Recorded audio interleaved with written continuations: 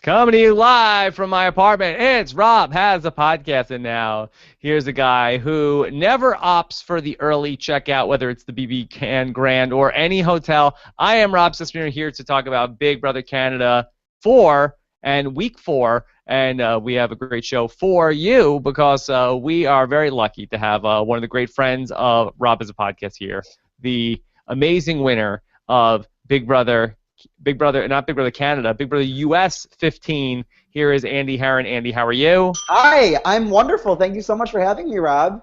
Great to get you on here to talk about this. Always love to get your takes. Yeah. Whether it's Big Brother US, Big Brother Canada, or even Celebrity Apprentice. Oh, yeah. Man, I forgot about that. Yeah, did you know that you might have been talking about potentially the future president of the United States when we talked about? I didn't, but man, if I knew then what I know now. Yep.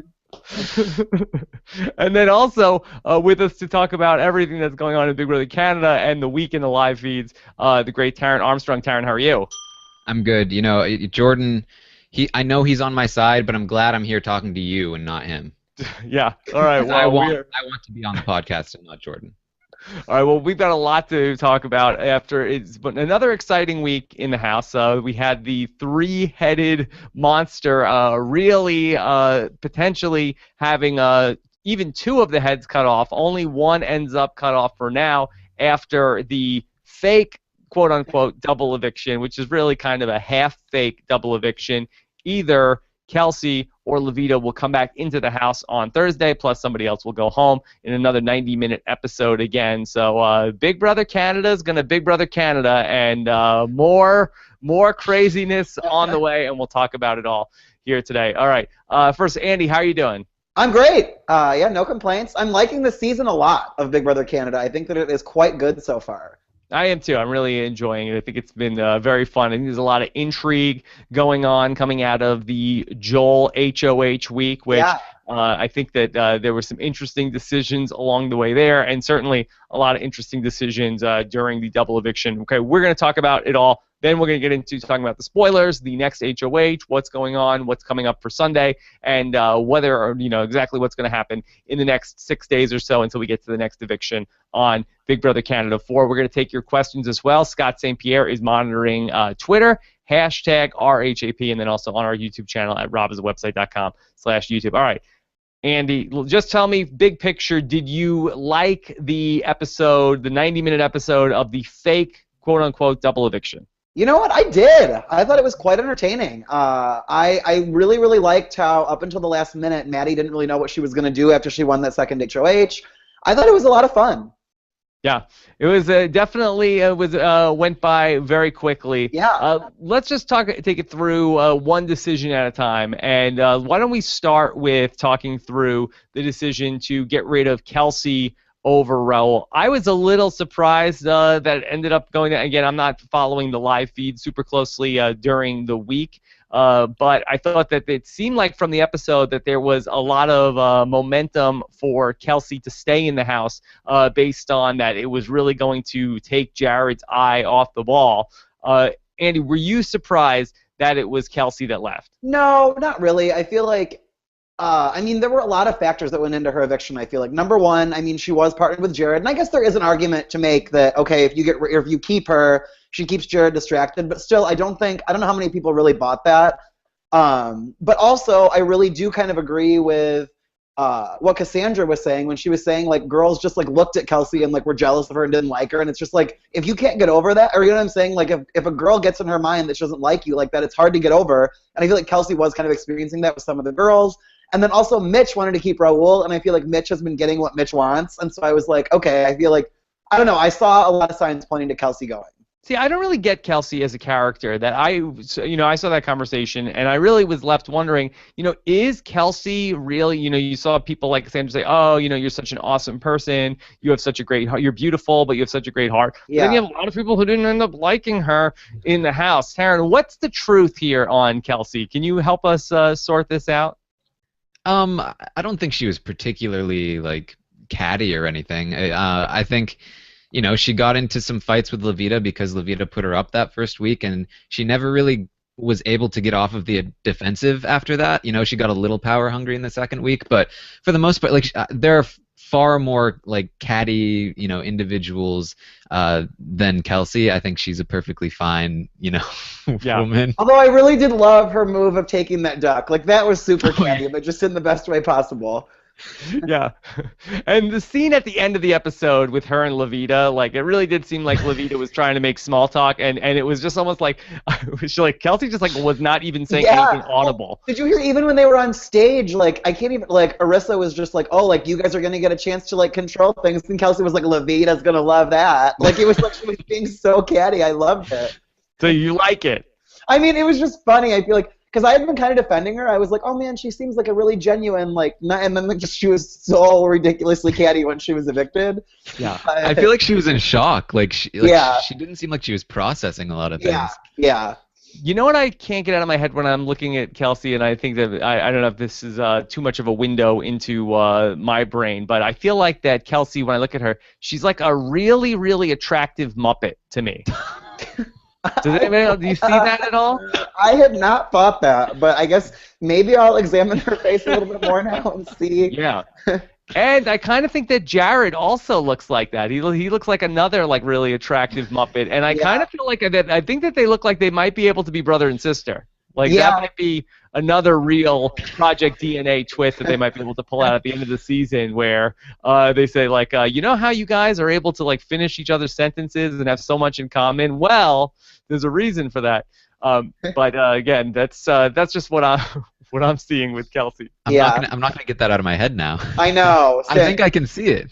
Yeah, I don't know, but I mean it in not like me, who would be like a hideous Muppet. Yeah. But yeah, a very, very attractive Muppet. Yeah, attractive Muppet. Yes, one of the most attractive, if not the most attractive Muppet.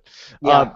But so Kelsey ends up going after, it seems like that, you know, there were some plans, at least that Tim and Cassandra were talking about, in terms of saving her. Taryn, what did you feel like the show wasn't able to really articulate that was going on in the house this week that led to Kelsey going home in the first eviction? It was really Mitch. I mean, he did all the legwork. They kind of showed that, but they didn't see. It was kind of, Tim and Cassandra had sort of made a push to get Kelsey out, and it was looking like, or to keep Kelsey. It was looking like that might have actually happened. But as soon as Mitch stepped in, he got around. He flipped the brothers.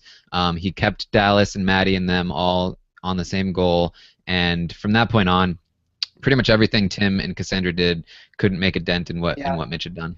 Mitch is so amazing. I'm so impressed. I don't think this is a hot take at all. I think that he's amazing. I feel like super strong that he is the winner of this season. I feel like that he is Neda-esque without a John Party to potentially steal it away from him at the end of the game.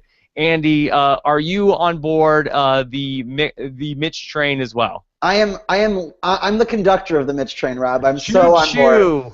I think he's fantastic. I feel like, well, I'm glad that he's actually getting credit for it, because I think the show really isn't giving him a lot of credit, but I feel like he is weirdly online, like, getting the credit. Although I also feel like a lot of people have been tweeting at me when I say that I like him, and they'll be like, oh, well, he's, like, so sneaky, and, like, he's gonna get caught soon, and I'm like, well, girl, that's what literally everyone said about me, and it doesn't always happen. So, like... Mm-hmm. No, he's so good.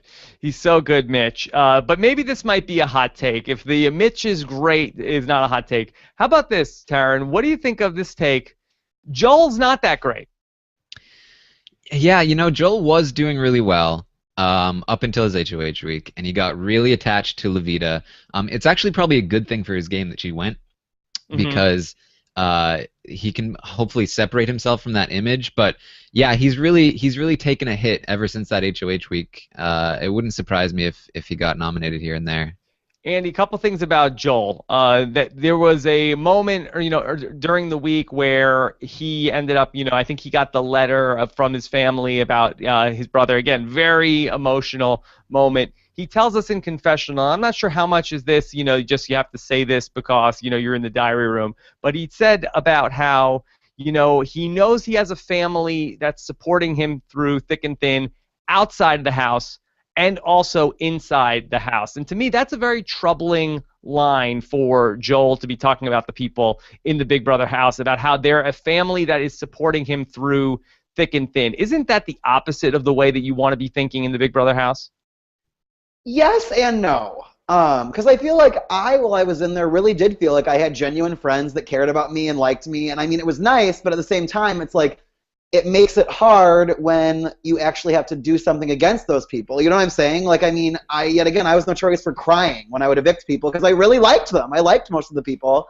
And so I feel like Joel, I hope he has it in him to be as ruthless as he needs to be to win, but I worry sometimes that he doesn't. Something else that happened with Joel this week that I really did not like was when he was the HOH, after he made his nominations, you had the third wheel end up being like really upset with him. Yeah. And they go and they confront him, and they're all saying to him, Joel, we know this wasn't you. This was Levita. We don't hold you responsible at all for this. This was all Levita's plan. That she manipulated you. I know where you're going with this. And he had to go and set the record straight and say, no, guys, these are my nominations. It wasn't Levita. I did this to you. Yeah. It wasn't. Don't be mad at her. Be mad. It's me. I thought that was like he had the perfect scapegoat. Yeah, no, for sure. I was irritated with that. I was like, Joel, for sure blame Levita. But he didn't. So what can we do? But I still think he's going to last a while. I don't think he's going anywhere for a while. No, he's fine for a while, but I don't think, again, like, I know I killed Steve and Johnny Mac this summer about the same thing, so watch Joel go on and win No, this I was just going to say, I feel like people said the same thing about Steve and about, like, Ian Terry, and then look what happened, you know? Yeah. I do think that Steve knew how to play off when he was HOH in the double eviction. He was able to very, very expertly put the blame on Vanessa for his nominations. And I do think to some extent that, Joel saying, no, these were my nominations, it kind of can work for him. Like, oh, he's trying to plead his case, but it's obvious he was, manipulated by Levita. But I don't think that was his intention. I think he really wanted the credit, which I don't understand. Yeah, I thought that was a troubling thing in terms of Joel. And again, I think it's probably ultimately a good thing for Mitch, because I don't think that Joel is ever going to, in the same way that John didn't take Netta to the final three, I feel like if there was a similar situation with if Mitch and Joel are the new John and Netta in this season, I think that Joel certainly would take Mitch to the final two, and would be afraid to, not let his friend. But again, that's a much more complicated relationship than this is. Who do you guys think is Mitch's biggest problem? Like, is it Tim? Well, it's normally Tim, but this fake double eviction thing is a huge problem for him. Okay. Yeah, for Mitch? Yeah. All right. Well, we will talk through that. Or is that getting into spoilers, or you feel like you could talk about that here? I mean, I like from the feeds before the eviction, even then, like, he was playing both sides. The fact that these two are going to be in a room together for a week with no consequences for spilling their entire games, like, it would be a miracle if Mitch did not get caught for what he's doing right now. Okay, well, that's a great point. We had back in Big Brother Canada 3 where we had, I think, what was it, the first 4 or 5 people out of the house, and they were basically like all living together, and they were sharing notes, and you had, Neha was really telling everything, and whoever came back into the house, whether it was going to be Neha or Cindy with an S or whatever one of these first few people that were out, they all exchanged notes about what was going on. And so then you had Cindy with an S comes back into the house, and she's really like, empowered and really pumped up. And it was something that really helped Sarah in terms of Big Brother Canada 3. So now, again, we have the same sort of situation where you have two people who are just going to be able to compare notes of everything that's going on. Andy, does this really bum you out that they do this on Big Brother Canada? It kind of does. I really hate, I would really hate it if a player who is playing very well like Mitch gets found out in a way like this. I don't love the fact that these two people get to sit together and talk, and weirdly, apparently they get to watch some of the feeds too. I don't really know how that's going to work, but I mean, yet again though, it's like with Big Brother Canada, you should kind of expect it, and so expect the expected. Yeah. I mean, what is the upside here, rather than you have to build 2 sets if you're going to sequester them into separate places? Like, why do we necessarily will there be so much drama that comes out of seeing Kelsey and Levita in that room together all week, Tara? Why are we going through this trouble? I think it's just because they pulled this twist from international versions and they didn't really tweak it much for the game, the way the game is played now. Yeah. I mean, if this does end up being a big problem for Mitch, I mean, and Mitch ends up going out of the house because of this, I mean, seriously, was this worth it? Isn't this, if you come into a Big Brother season, Big Brother Canada 5, and again, I don't know how many people from going to be a Big Brother Canada 5 are watching this show. But if you're coming into Big Brother Canada 5, like, doesn't it maybe you don't want to be double dealing this early in the house because you know somebody in the first month is going to be locked up with somebody else in the house, and they're going to be comparing notes before they come back into the game. Mitch could seriously also just go to one of them. You know what I'm saying? If one of them calls him out, he could be like, well, yeah, I was telling that other person what they wanted to hear, but I'm with you, you know? Mm-hmm. So for Mitch, who is it better for him to come back into the house? Is it Loveita, Taryn? You know, it's hard to tell, especially without getting into the feeds. I think I would probably say Loveita just because he does kind of want to take Kelsey's place in the third wheel, and so if she comes back, that kind of ruins his positioning as well as could potentially out his position in the game. So I think Loveita is probably the better choice. Yeah. Would you say it's fair to say, Andy, that Loveita would also be less apt to be able to act effectively on whatever actionable information she might have? Yeah. Is that a nice way to say that? Yeah. Yeah. Like I do feel like there's a thing also like where you come back in like the Cindy with an S where it's like, you know, they come back into the house like, I'm back, bitches, and then, you know, really just come out like guns blazing, like take one big take somebody out like 1 week and then they go right back out of the house. Yeah. They come back in like I'm ready to play now. You think you thought you could get rid of me? Yeah, it's a good thing we don't know anyone that happened to. But it doesn't that 100% seem like that would be Loveita? Yeah. What a run for Loveita that would be to have disastrous HOH 1, then go up on the block, and then somehow be saved. Then have disastrous HOH number 2. Then have a week where she was not the HOH, but people kind of blame her for what happened. Then goes out in a double eviction, comes back in, and then really comes back in, like Scarface, and then go right back out after that. Yeah, I mean, it's been a fun run, to say the least. It was La Vida Loca. We said it all. Yeah. Really. All right, well, let's talk about the Maddie HOH. And again, it was a knockout game, and I do think that the Big Brother US does a superior job with this competition because at least they spice it up a little bit, Andy. This was a very vanilla version of this. Yeah, it was. I mean, well, what do you mean? How does Big Brother US spice it up? Like just they like okay, it's the it's the songs, movies. They do something wacky of like here's a poem of each thing. So they try to spice it up. This was I was always simultaneously happy and sad that I did not get to do this competition in my season because I was the outgoing HOH. Like I was very curious to see if.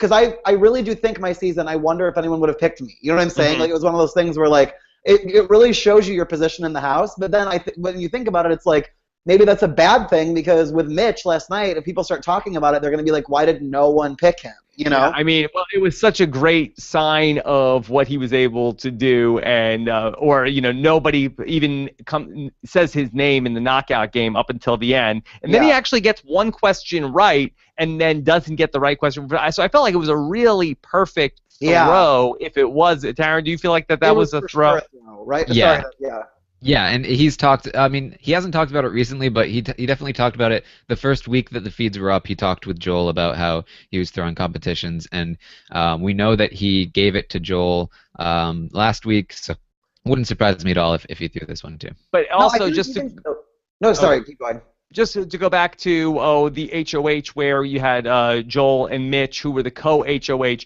even the perfect rock, paper, scissors that was coordinated ahead of time. That was, again, speaking to really the brilliance of Mitch in terms of what he's been able to do so far. So really, he's just so impressive to me.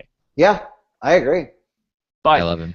So then Maddie ends up being the HOH here. And so She wants to backdoor Levita. She doesn't end up putting Levita up on the block. Andy, first off, okay, if that's the move she wants to make, and we can talk about the wisdom of the move itself, but if she wants Levita to be the target, do you agree with backdooring her in the double eviction power of veto ceremony?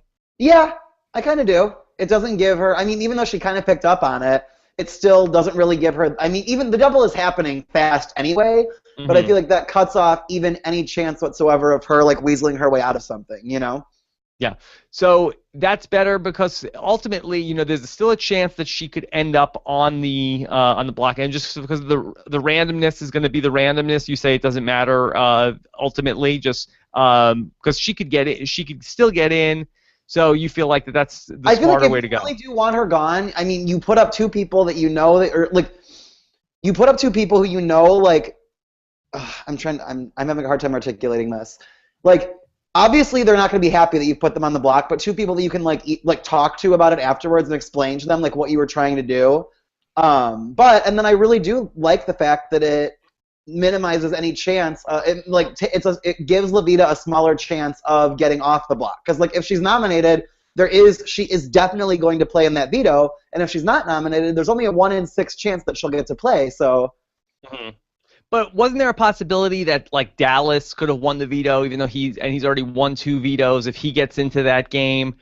I mean, is it just dangerous no matter what you do? So I still feel like one of her targets still would have, like, you know, it wasn't as big of a target as Levita, but someone still would have gone home. You know what I'm saying? It wasn't like she was going to lose an ally or something.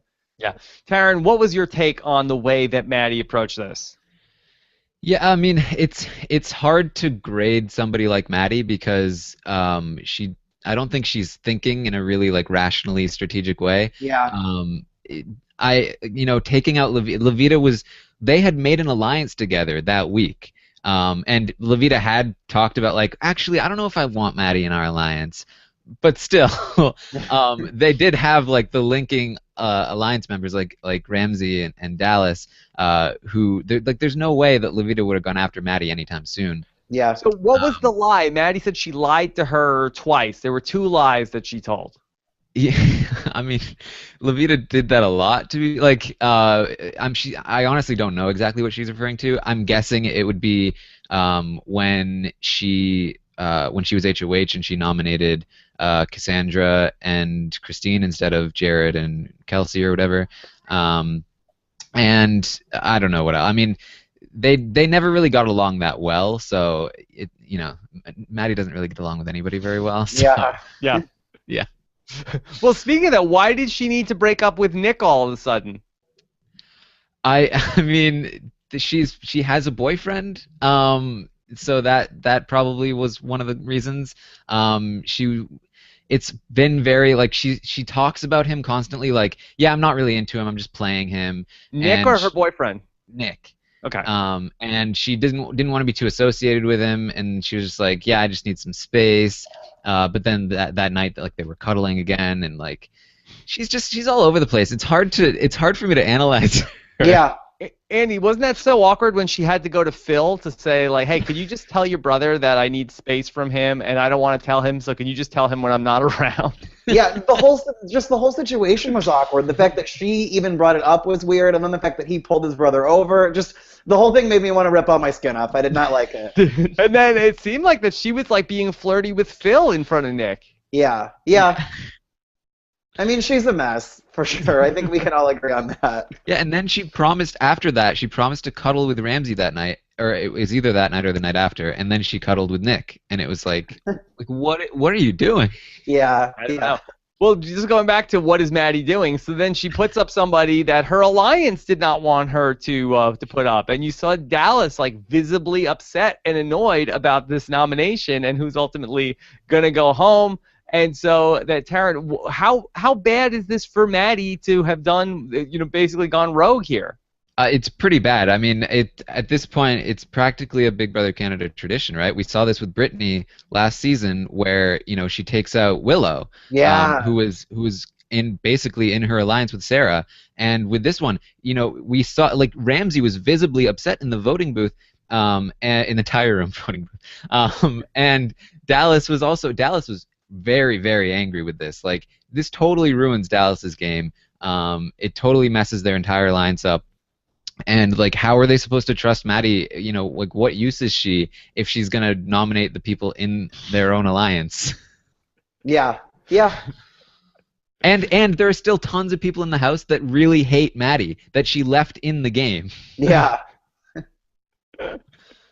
Yeah, it's a wild season, Andy. I mean, do you think that this is really the right recipe for Big Brother Canada or Big Brother US, where you have just like just only a couple people who really know what they're doing, and then everybody else just be like really like loose cannons? Yeah, I mean, I feel like that's every season, basically. I mean, I was talking, I can't even remember who, it was one of the casting people, and I was like, honestly, I feel like you cast like 5 to 6 people who can win, and then you throw in like 10 who you know are never going to win, and they were like, yeah, duh, that's exactly how it works.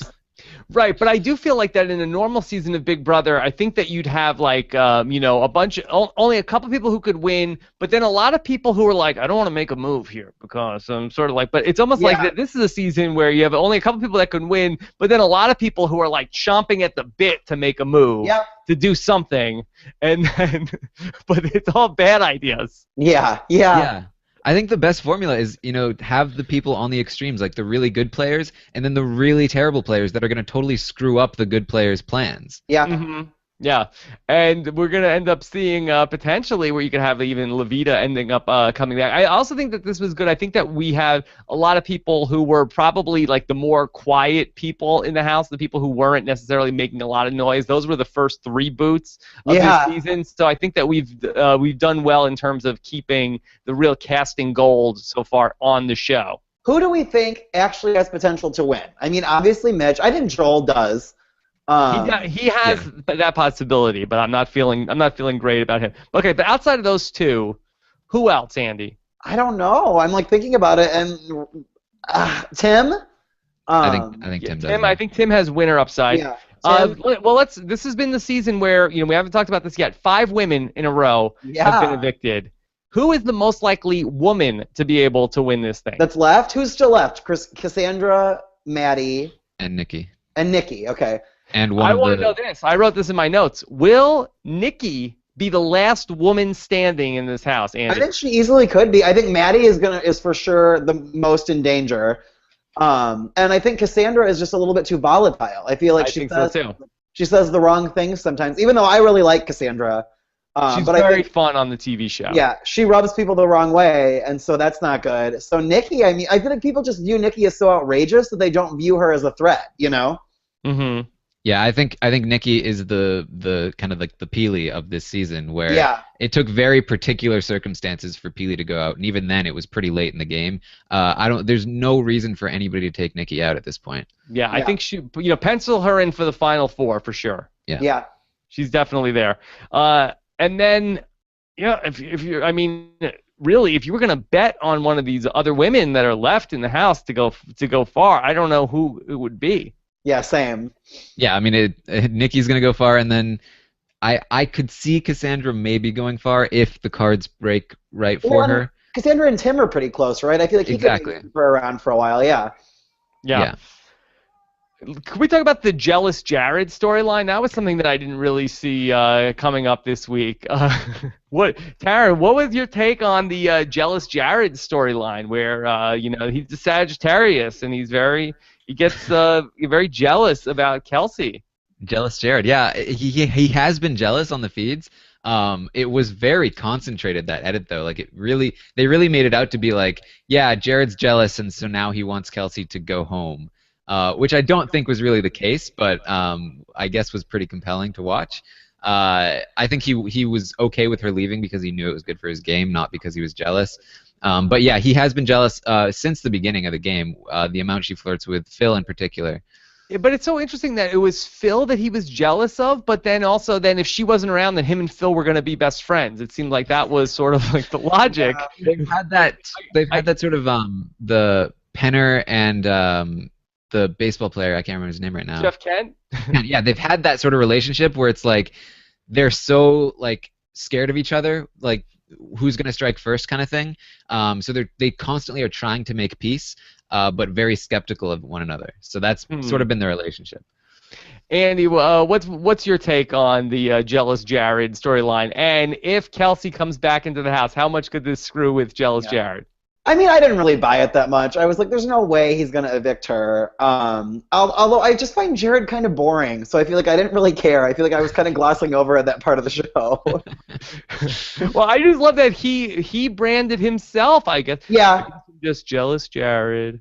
But it seems like this is like something he knew of. It seemed like a very self-aware thing. It was like, yeah. He's also someone who annoys me because he's one of those people that always is like, I'm not going to sacrifice my morals and like my dignity for this. And I'm like, well, why are you on the show then? Like, you know what you're getting into, you know? Those are the types of people that I never want to root for, the ones that are like, I won't lie, or you know what I'm saying? Or like, I'm like, my relationships with the people in this house mean more to me than the money. I'm like, really? Yeah. Well, Andy, could you identify at all with Raul in the third wheel with your relationship with Amanda and McCrae? Yeah, but I think that my relationship with Amanda and McCrae was more strategic. I mean, obviously it worked because I liked him. I genuinely liked Amanda and McCrae. But I think that, like, I really did know in my head that they were, like, my shield.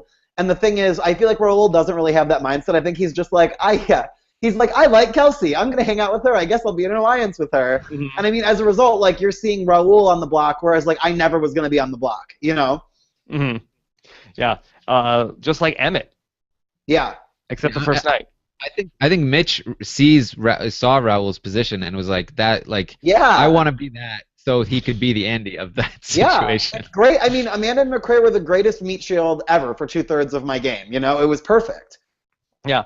Now, just going back to Mitch for a second here. Now, correct me if I'm wrong. That Mitch is literally wearing one of Netta's shirts in the house, correct? Right? Yeah. And nobody is putting the two and two together of like, oh wait, he is the Netta of this season. Yeah. No. Nobody's done that yet. No. Hey, it's really ballsy of him. Really, right? It really is. I'm telling you, like, I genuinely kind of think that you rarely see like well-adjusted, like smart gay guys on these shows because, like, I think every time they're gonna do well. Like, it's, you know what I'm saying? Like, I feel like you get Raul's who like are gonna be entertaining, but they're never gonna win. They're gonna go out like earlier in the middle. Whereas if you put in like a Mitch who is someone who is gay and like gets it, it's just like I think he's a huge threat, and I feel like you rarely see it because I think every time that guy is gonna do really well. It's interesting. I'm gonna put that into my winner picking strategy. It's like a Todd from Survivor. You know what I'm saying? I feel like he falls into that camp too. He was like so well adjusted and normal and smart, and like I feel like everyone likes that person and wants to keep them around. But then there's more to them than that. You know what I'm saying? Like they're thinking the whole time and actually strategizing, and I think that they're like very threatening. Hey, Gary was one key away from winning. Like, I mean, Gary. It might. We might have to open up the criteria for Big Brother Canada. Yeah, although if Gary had won, it would have been a travesty. Like, come on, let's be real. Gary should never have won over Jillian, and Peter and Alec make me so irritated when they say that he should have. We all know that the Big Brother God stepped in and prevented that travesty from happening. Seriously, it would have been a travesty. Yeah. Okay. Let's talk a little bit about Tim and what he's doing. Andy, what's been your take on Tim? Do you feel like that he's been entertaining, but do you feel like his antics are going to catch up to him eventually? Oh my God. I think Tim is super entertaining to watch. If I was in the house with Tim, I would want him out so bad. I feel like he would make me so nervous. Like just the fact that like you don't really know. You can tell that he's a thinker and that he's smart, but you don't really know what he's going to do. I would want him out so bad. That's what Emmett was saying on the sideshow. He was really like, 100% that guy has to go. He's the he's the most dangerous person in the house. He would just, like I said, he would make me nervous. I feel like I get like Judd vibes from him, and Judd made me incredibly nervous, you know? Why? Because Judd was such a jokester? Well, just like, Judd was a jokester, but you can tell that Judd, like, and I think that we definitely did give Judd more credit than he should have gotten. I think that Judd was not the, like, master schemer that we thought he was. But still, like, everyone liked him. He was a jokester, and he was unpredictable. You never really knew kind of what he was going to do or how he was going to feel, and it made me really nervous. Yeah. Taryn, what's been your take on everything with Tim before we get into the double eviction? Why it did seem like he was pushing really hard on the Kelsey thing. Is it ultimately because that he just read the votes and he knew he didn't have them? That's why he backed down? Yeah, pretty much. And you know, he doesn't really care which way he votes. I've compared him before. I think really the closest analog to Tim is Dr. Will. They play that I don't care about this game strategy. You know, Tim was talking about putting himself up on the block as a pawn. You know, who else did that? Dr. Will. And Jordan Parhar, but still. You win some, you lose some, right? And he's seen as outside of the game. Nobody, like, it's hard to picture him as another player because he does all of these crazy things that nobody expects him to do. And that sort of it takes away the target. You know, it makes people think, you know, I have all these other people who are doing the same thing I am. They're more dangerous to me than this guy who's like out in La La Land. And the one person who kind of sees through it is Mitch, and the one of the people who sees Mitch the most is Tim, and they've kind of been fighting this cold war for the past couple of weeks, where they keep taking like very subtle swipes at each other through other people, trying to degrade the trust that they have, and it's been really interesting to watch, and I hope that it continues forward. Okay. One other thing that I want to just talk about quickly, I really did like the veto competition from the proper week, not so much the one from the double eviction. I felt like it was getting a little boring, and I really felt like Rissa needs to be doing a little bit more narrating of what's going on there. We're sort of just like watching like nothing happening or nobody talking for a couple minutes on the screen. But in terms of the veto competition from the week, I did like the poker game. But what the hell is Jared thinking to not use the wild card here? He's like, oh, can't play HOH next week. All right, can't use the wild card punishment here. I mean, Andy, what is that? I was dumbfounded by that. Like, I could not believe it. It's not like you could, for a month. It was 1 week. It would have been so perfect. I mean, then he literally ensures that his entire alliance is safe, you know? Yeah. And he wouldn't have won anyway, but Taryn, did that bum you out? Oh no, he would have won. He would have won. Oh, he would have won. Yeah. Oh yeah, because he had a full house, right? And then he had 4 7s and wrote. He would have had 4 7s. Yeah. Jealous Jared, come on, what are you doing? Man? I think part of it was, you know, he recognized that Kelsey leaving would probably benefit his game, and so that combined with I also will get to play HOH next week. I'm not gonna, you know, go out of my way to save her when her leaving could actually benefit me. Yeah. And Andy, what kind of crap alleged punishment is 24 hours as the human cactus? That was, who cares? It was not, I mean, whatever. 24 hours? Yeah, that's nothing. And I thought it was a good look too, right? Like. Yeah, it was fun. Andy, what's your take on Dallas? I don't like Dallas. Nobody likes Dallas. Dallas is annoying. I don't know. I mean, I don't care. Like, I don't really know what else to say. Karen, did he shout out his girlfriend that broke up with him? Yeah, that happened. Of course he did. Yeah. Why does he call Arissa the Rocket? Because he's annoying. I don't know. Like. Okay, let's get into some questions, then we'll talk the live feeds. Okay, a couple of questions that aren't live feed dependent. Bliss44, who backdoors their alliance member, whether they like them or not? Brittany. Yeah, look, it's a thing that happens on Big Brother Cat. No, but I mean, I don't totally fault her for that. I feel like Levito and her did have weird energy between the two of them. I don't think it was that terrible of a move. Yeah, like I said, Levita had said, like, actually, I don't know if I want Maddie in our alliance. So she wasn't really, like, in her alliance, but I don't think Levita would have put her up anytime. Well, and I feel like when someone weirds you out like that, I do understand getting rid of them. Like, yet again, going back to Judd, me and Amanda and McCrae and Judd were, like, the tightest alliance my season for the first half of the season, and then Judd started acting weird, and we took him out in a double. Like, we did exactly that, you know? Yeah, I think getting rid of Levita wasn't like her worst move. I think her worst move, was not having her alliance on board with it. Yeah. Because they need to be on board if you're gonna. I agree with that. Yeah. Okay, Crystal R says, is Maddie the worst HOH in Big Brother Canada history? She targeted an ally who wasn't after her, kept an enemy who will 100% go after her side, and lost a number for her side. By the way, Andy is my favorite best rat floater ever. How about that, Andy? Oh, wow, thank you. I can't imagine that she's the worst HOH in Big Brother. No, I mean, like, I'm even just thinking of, like, Zach's last season when he got rid of his number one ally. That's terrible. At least she got rid of somebody that was kind of maybe, not really on her page. Yeah. Yeah, there were multiple HOHs from last season that I think that were just shit. They were awful. Yeah. All right, Mike Bloom, the great Mike Bloom says, looking at how that 90-minute episode was paced, should the U.S. format do that for double evictions? Boy, I think that you really do upset the apple cart here with the CBS lineup with doing that. That CBS typically follows Big Brother, unless, I know they used to have like a blocks of like Big Bang Theory and then like another half-hour comedy, and then Big Brother Thursdays at 9. I think they have a lot of like hour-long dramas that follow Big Brother. So I think that 90-minute for the eviction show is too much, Andy, right? Yeah.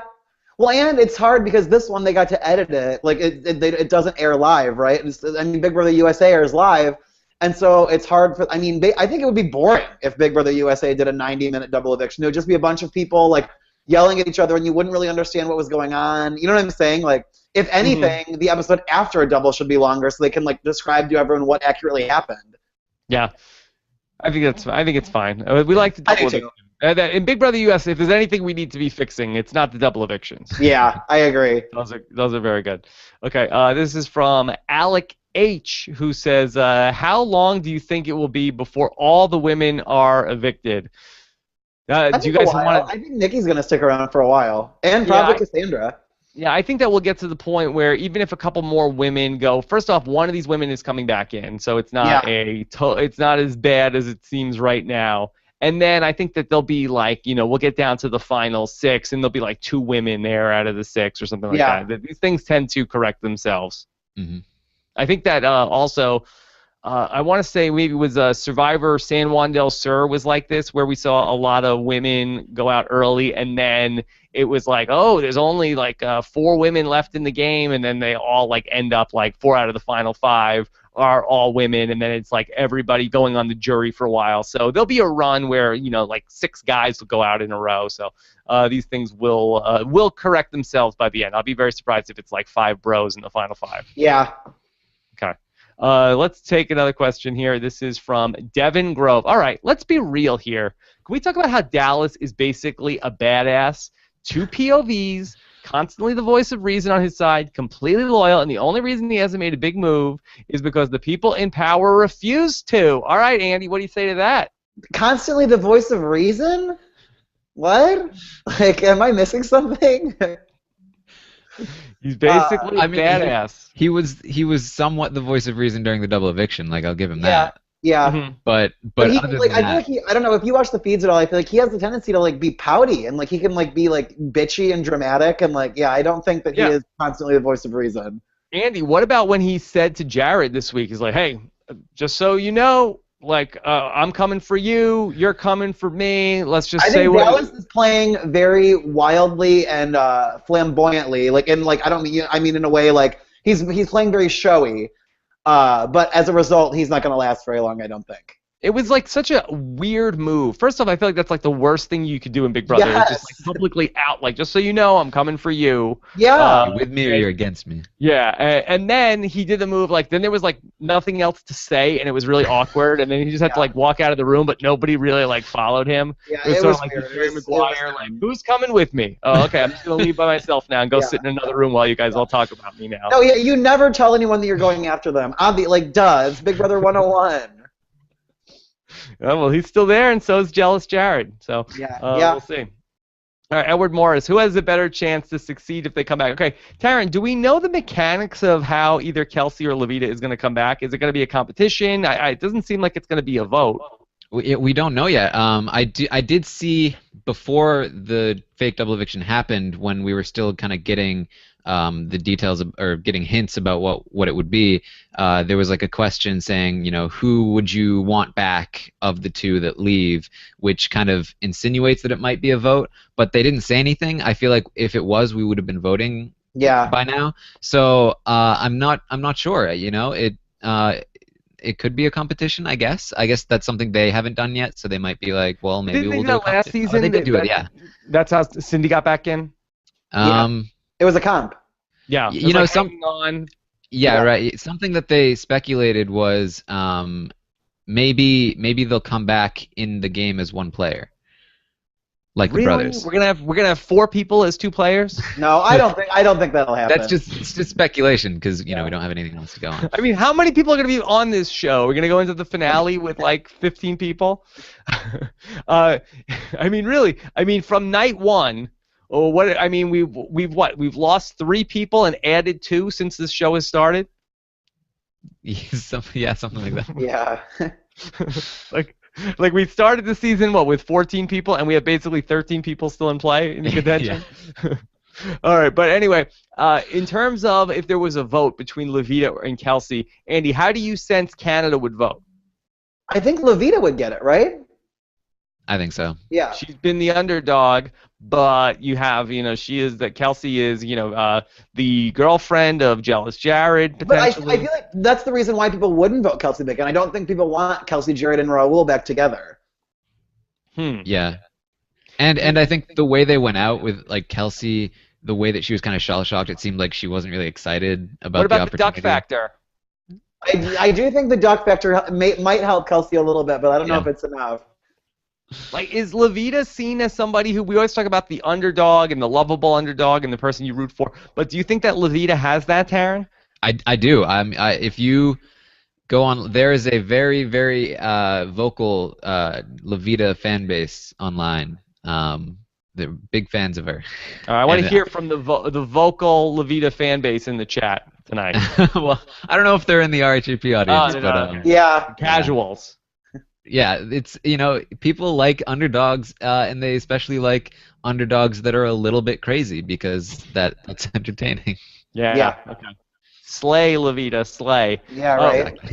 Taryn, could you talk about Maddie's duck? What does Maddie do with this duck? Was it her possession that she brought into the house, or she just found it in the Big Brother house and she likes it? I'm pretty sure it was just there, and she, she hates everything and everyone in the house except for the duck. So Kelsey took the one thing she loved, I guess. Which is so awesome. Okay, let's do another question and we'll get to live feeds. Sasha PC, what if Joel was worried that he'd become a bigger target by people thinking Loveita was controlling him? Because then it might have been seen as a tight alliance where Loveita makes all of Joel's decisions. Andy, did that change anything for you? Wait, I'm sorry, did what change anything for me? That the fact that if Joel was seen as somebody who was doing Loveita's bidding, would that have made him a bigger target? Oh, I don't know. I mean, I still think that he's just so well liked and it's so early that he's not a target. Like, I think even if people would have seen him doing that, I don't think they would have cared as much. Right. I mean, my instinct says that, if somebody is saying to me, Rob, I'm not mad at you. It's that other person, right? The other person tells you, like, yes, that's totally what's going on. I feel like that I can't see that being the smart game move to deny that it wasn't like, okay, it's like, well, it was her. She suggested it. I mean, I had the final say, but, put some blame on Loveita. Yeah. Why not? Okay. All right, so let's get into talking about the spoilers. Of course, that we're going to have the Big Brother Happy Hour back on Sunday night to talk about what's coming up, and maybe we'll get some more details then. Be sure to check that out on robhasawebsite.com or on Reality TV Rahap Ups by subscribing to Reality TV Rahap Ups. All right, let's talk spoilers. Here we go. Spoiler alert time. The Office of Civil Defense has issued the following message. This is a spoiler. Warning. A spoiler. Warning means that an actual spoiler against this country has been detected and that protective action should be taken. Spoilers. All right, so let's talk about what's going on. Okay, we left the double eviction last night. We needed a new HOH. So, Taryn, who is the new reigning HOH in the BB Can Grand? Tim is the new HOH. Okay. All right. Should be a fun week. It should be. All right. So what does a Tim HOH week look like so far? Well, you know, unlike we've ever seen, that's what it looks like. How so? So basically, and Tim has kind of been talking about this, you know, up until this point, but we never knew if he was actually going to go through with it. But he's basically trying to turn it into Big Brother Australia, and he held a house meeting. He dressed up in a suit so everyone would know it was serious, and he said, "Hey guys, we're going to do nominations like they do it in Big Brother Australia. I'm going to give you nomination points. You're going to come up to me one by one, and you're going to spend your nomination points, 5 each, on 2 players, and the 2 people with the most nomination points will be nominated." Mm-hmm. And so they went up one by one. They spent their points, and if you've refused, the 5 points went on you, and you also had to give a reason for why you were nominating the 2 people. Otherwise, the nomination points would go on you. And do you just play this all out in front of Tim, or is there an audience also there with him? Just him. He brought them up into the HOH room, one by one, in alphabetical order. That they have to go through this circus for him? Yes, a few of them did resent it. Dallas, in particular, was very unhappy with the situation. He tried to say, "Let's all just agree to not go through with this." And like you said with the Jerry Maguire situation, it was kind of like crickets. Yeah, nobody's going. Okay, yeah. Andy, don't you think that this is a little too cute?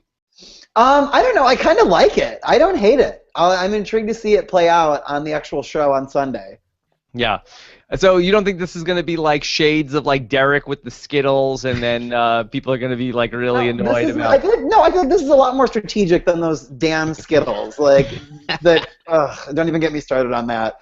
But no, I like this. I'm not hating this at all. Yeah. Okay. Well, all right. So what did the gummy bears end up telling Tim? Well, they were koala gummy bears. Koala gummy bears. Be specific. And so basically, Dallas, he went around and told everyone to nominate him, and he went up there and refused to nominate himself, so he got 5 points on himself there. He overwhelmingly had the most nomination points toward him. And the rest of the house kind of coordinated. They all kind of decided, you know, it's basically going to be Dallas and Ramsey or Maddie. Like, those 3 got the most points. Ultimately, it ends up with Dallas and Ramsey getting the most points. So Tim is saying that's locked in. Those are going to be the nominations. But we never know with Tim. He could throw a fast one and just nominate 2 other people. Andy, do you have any feeling whatsoever on Ramsey? Hasn't he been the most invisible character in this entire season? Yeah, he's cute, and he seems nice enough. He seems like very loyal and trusting, but no, I don't really have much of a feel for him other than that. Taryn, does he do anything on the live feeds that you might be able to tell us about, though? Because we're not seeing anything on the TV show. Yeah, you know, basically, I think he has the potential to do really well in this game. He went in here not knowing enough about the game to do well. He really blew up his spot in the first week. He made too many Final 2 deals. A lot of people didn't trust him after that. He's been slowly building back credibility. He's kind of made connections with the middle. They kind of want to pull him in. So he should be safe as long as he's up against Dallas or somebody that, you know, that the middle wants to go. This is probably the most in danger he'll be in a while. I think if he survives this week, he can blend in. I think he's somebody to watch out for toward the end of the game. You mentioned the middle. The mighty middle was such a big deal on this show a week ago, 2 weeks ago. Is the mighty middle still a thing, Taryn? It's holding on. It's holding on with a tiny little hair, because Mitch is kind of transitioning into that third wheel spot. Joel is kind of transitioning toward Dallas's side, and Cassandra, Tim, and the brothers are kind of the only people left in the true middle. And I think I was just seeing while we were talking that they're kind of saying, look, if we want to solidify something in the middle, it has to be now, because if it's not now, it's probably going to be never. So yeah, just barely holding on. Andy, just in terms of Big Brother theory, though, you have to like this idea of the mighty middle, right? Yeah. I mean, it's interesting because I feel like if the middle bands together, it's something that you don't see happen that often. You know, I mean, I feel like the middle a lot of the time are people that just kind of get picked off in the middle, like no pun intended, in the middle of the game. And I think it would be actually kind of neat if they all banded together. Yeah. I mean, how many people ideally would you want to have in some sort of mighty middle situation? Because that, as words, Taryn is talking about, you have people breaking off and going and starting their own sort of third group and fourth groups in the house. So, how many people would you need to have sticking together to actually be that sort of mighty middle? 4 or 5. 4 or 5. So you need and would you say, is that what the Exterminators ultimately turned out to be? Oh yeah. I mean, kind of. I feel like it for sure was. Well, it was like I knew that I didn't want to go with Amanda and McCrae anymore, and so I feel like I was like, oh, these people are like desperate and don't have anyone. It's like, why shouldn't we all just work together? We have the same common goal in mind now. Mm-hmm. So to that end, Taryn, so would taking somebody out from the Dallas Ramsey side of the house, would that ensure that the middle is stronger? It would, but I think the difference between the Exterminators and this middle is that the Exterminators was kind of like Andy rounding up his sheep to some extent, and this middle is kind of like all the wolves together in one alliance, and so they really can't trust each other. Yeah. So at some point, do you think that the middle will then collapse in on itself when eventually you think that Mitch and Tim will go after each other, Taryn? Yeah, I think that's going to happen.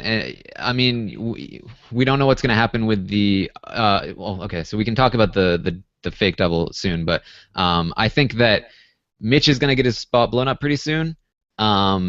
Tim, after this, is probably going to be a little bit more of a target. People are starting to get a little annoyed with this. And Joel is again, Cassandra was noticing that Joel is gravitating toward Dallas. She's not sure she really trusts him anymore. So they're all kind of drifting apart, and I think that soon we're going to see a reformation of the house. What happens? Where are the brothers in all of this? Like, are they good for a while? I feel like no one really talks about taking them out. They're always like on the list. Like it's always like, should we nominate the brothers? But then they don't. We could, but nah, probably not. And that's basically how it goes. They're doing pretty well. Like they probably have they have a good relationship with Mitch. They have a good relationship with Ramsey, which is kind of on the down low, which is very good for them. They have good relationships with everybody really, except for Maddie, I guess. Yeah. Andy, do you think that they will split up the brothers at some point? Yes. Yeah. So isn't that a huge threat? Isn't this basically the same thing as the Liz and Julia twist, where it's like once they realize that Liz is a twin, how do you let the other twin come into the game? Well, it's interesting because, I mean, I feel like anyone who's not working with them should want to get rid of them, but the people that are working with them, like, there's a good reason to keep them. If they split them, then you've got 2 people on your side instead of just 1. But it's just a matter of keeping them. You have to get rid of them at the precise moment before they're able to get too much power and ride it all the way to the end, Tara, should we be commending the brothers for the job they've done to be able to sort of ride out this storm from that first night of being exposed into a point where they're rarely in danger? I do think Phil in particular is doing pretty well, but there is something interesting that happened this past week where basically there was a lot of controversy because Dallas and Nikki were talking about like the brothers are going to get split up, and so production sat them down and said, listen, guys, the brothers are not going to get split up. Okay. Explicitly told the house that this is not going to happen. So now they're all pretty confident that it's not going to happen. Okay. Anything else before we get back into the questions, Taryn? Well, I should mention that the feeds have been on Levita and Kelsey, and pretty much right away they were talking about. So Mitch totally played both of us. Like, wow, he is a mastermind. Look at him on the feeds. He's everywhere. No! Yeah. It's basically like the ideal reaction you want out of somebody when they're in the jury, where they immediately recognize that they got played, and they still really love Mitch, and they would gladly vote for him, but they're now like, we can't trust him. And going back into the game, they've talked about like we need to probably get Mitch out. They've also talked about, well, maybe we need to try to talk to him and use him and like say we know what you're up to, and then try to use him in that way. But at the same time, they're saying, well, maybe we don't. Maybe we should keep in the players like Maddie and take out the players like Mitch. So I think it's going to go back and forth, and we're not going to really know just how badly screwed Mitch is until we see what happens. Yeah. Boy, this is why we can't have nice things on Big Brother Canada. Yeah, gonna keep doing dumb stuff like this. Okay. All right, let's keep going. Let's get back to the questions. This is from the 604 Macho Man proper. Whose game this year closely resembles that of a rat floater? Andy, Mitch, is it Mitch? right? It has to be Mitch. Mitch. Yeah. Yes. And it's not close. No. Yeah. Okay. I feel like it freaks me out almost how eerily similar he's been playing to the way that I played. Even to the point where no one was picking him. I feel like if he were to I always think of my HOH week when I had to pick have-nots and everyone was just we'll volunteer. I bet for sure that would happen for him. You know? Yeah. He's good. He's been very good. Okay, this is from Shannon, who says, which brother do you think is playing the best game, Nick or Phil? Taryn, you think it's Phil, right? Yeah, I mean, Nick. I mean, yeah. Phil's not doing, or Nick's not doing anything because Phil's telling him not to do anything. So you can't really compare them. Yeah. Have you had any thoughts about the brothers, Andy? I like the brothers. I think they're both cute. And I feel like it's making it sound like I'm basing my merit off of who I think is cute, which is not the case. But no, I think that I like their relationship. Who's the cuter brother? I think Nick is the cuter brother. Nick. Really? Yeah. Yes. Taryn, you say Phil. Yeah, I think Phil. Yeah. I think they're both quite handsome, though. Yeah. Okay, we'll see. This is from Edward Morris, who wants to know, if Levita comes back, is there any possibility besides her either winning HOH or getting evicted? What are those the only two outcomes, Taryn, that possibly happen this next week? No, because she still has some allies. Like if Joel or Dallas or Ramsey, granted Dallas or Ramsey, one of them probably isn't going to be there. But if one of those, say, if one of them win HOH, then I think she'll be safe. Yeah. And there might be some, enemy shooting back and forth. She may be able to skate under the radar, but it depends on how she goes back in. Like you said, if she goes in like Cindy, and just strikes at Mitch and gets Mitch out, then she'll probably, go the next week. Yeah, I think Kelsey could do better if she gets back into the house. I feel like Levita is going to come back in, especially if she's armed with information from Kelsey. I just think that she's not going to be able to handle it. I think she's going to come back playing super aggressively, Andy. Yeah, I do agree that Kelsey, I think, has a better long game potential for sure. Think so.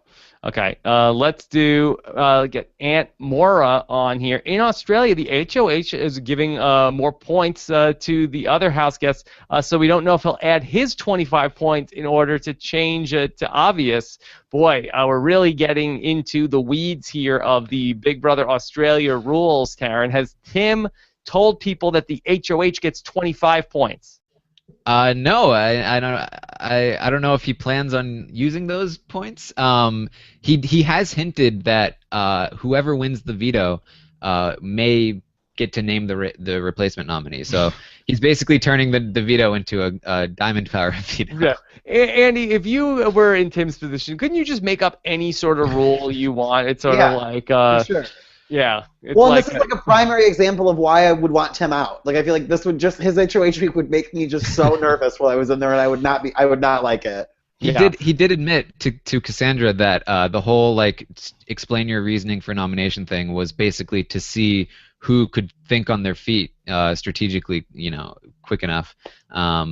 So this is definitely pre-planned to get this whole thing set up. Yeah, I saw a Star Trek episode like this one time where Kirk and Spock went to a planet, and then they were telling a bunch of gangsters that they were playing a card game. Like, oh yeah, and then 8's worth this, and this is this. They're just making it up as they went along. I think that's what Tim is doing here. Yeah. Okay. This is from Raisa, who says, is Tim doing the nominations this way going to hurt him in the long run? Why didn't somebody go after Mitch or someone who he thinks is a threat? Taryn, has Mitch's name come up possibly as a target for Tim this week? Yeah, actually, Tim told Cassandra before he did this nomination point thing, if it were up to me, I'd nominate Mitch and Joel because they're the two people that nobody's really looking at right now. But apparently it's not up to him because he's letting it up to the house. I don't know if he really would have done that or if he was just saying that because he knew he wouldn't have to. But like we said, Tim and Mitch are kind of the two people who recognize what the other is doing, and at one point, unless Mitch gets taken down by this twist, it's going to come to some sort of battle. Okay, a couple more questions here. This is one from Matthew who says, do any of you guys know the specifics regarding Tim and Nikki in terms of the contracts they had to sign before entering the house? Are they being paid? If so, how much? Do we know, Andy? What's your knowledge of the Tim and Nikki contract situation? Zero, Rob. I have no idea. We do know that Nikki had some specific stuff in her contract about the food that she's getting, stuff like that, and that's why she complains so much if she doesn't get it. I don't know much about Tim or how much they get paid though.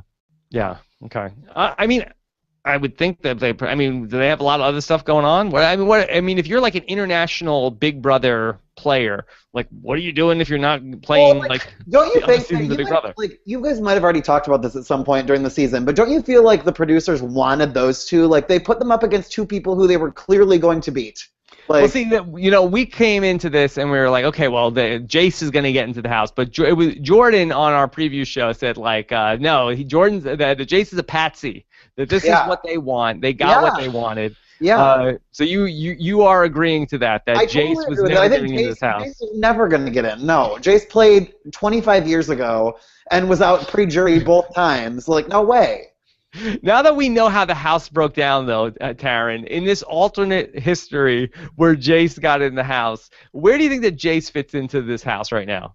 I think he was backdoored last week. Yeah, yes, exactly. Jace would not double eviction. Yeah. He made a final two with Levita. Crystal R says, who would Andy rather have as an All-Stars Alliance member, Evil Dick or Reagan? I'm sure this keeps Andy up late at night. Who would you make an alliance with? Evil Dick, I think, is like almost just comically terrible, and so I would probably go with Evil Dick because I actually hate Reagan. And so I would say Dick for sure. I would want to be in the house with over Reagan. Right. And Evil Dick would be there.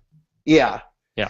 Also, Mike Bloom says, where's our Becky update? Do you have a Becky update for Big Brother Canada? I guess all I can really say is I met Becky like a month and a half ago in New York, and she was a delight. I loved her. Okay. You loved it. You went to the big All-Star Survivor Big Brother reunion show? I did, yeah. How was that? It was a lot of fun. I feel like I got to meet a lot of my favorite Survivor contestants that I've liked for a very long time, which was exciting. I got to meet a lot of the new Big Brother alums, which was fun. And I liked everybody, although I think maybe my fave was Kelly Wentworth. Kelly Wentworth. I'm a big Kelly Wentworth fan, yeah. Sneaky yourself. I really liked her, yeah. Okay. And then, I think that is the last question we have. Okay, so let's just real quick in our preview for the week, Taryn, do you have a bold prediction you want to go on the record for going into week 5? I think it's the vast majority of all possibilities are leading toward a Dallas eviction. The craziest thing would be if Tim just went off the reservation and didn't do what the house wanted. Or if Dallas wins and replaces himself with Jared and then the house flips. But really, I think Dallas. I think Dallas is going. Okay.